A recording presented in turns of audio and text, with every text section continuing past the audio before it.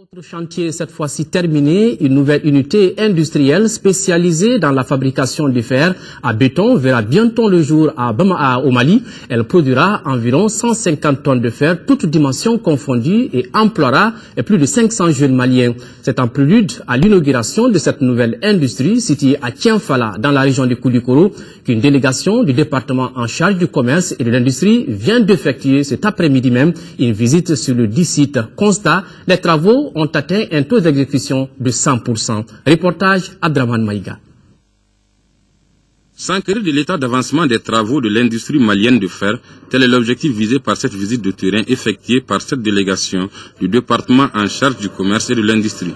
Cette sortie s'inscrit dans le cadre des activités préparatoires de la cérémonie d'inauguration de cette unité industrielle située à une trentaine de kilomètres de Bamako, c'est de l'axe Koulikoro.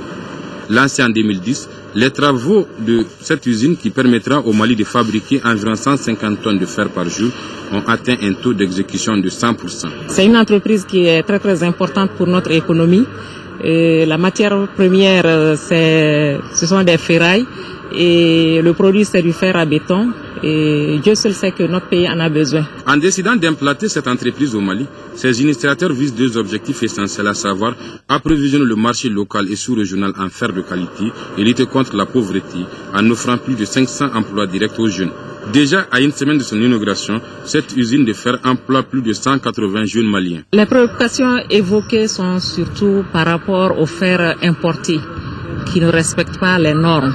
Et cette entreprise nous a rassurés par rapport au respect des normes, mais le prix constitue une préoccupation parce que les diamètres n'étant pas les mêmes, or on les vend au même prix. Au cours de cette visite, la délégation du département du commerce et de l'industrie a successivement visité les hangars de réception de ferraille, les fours de transformation et le laminoir.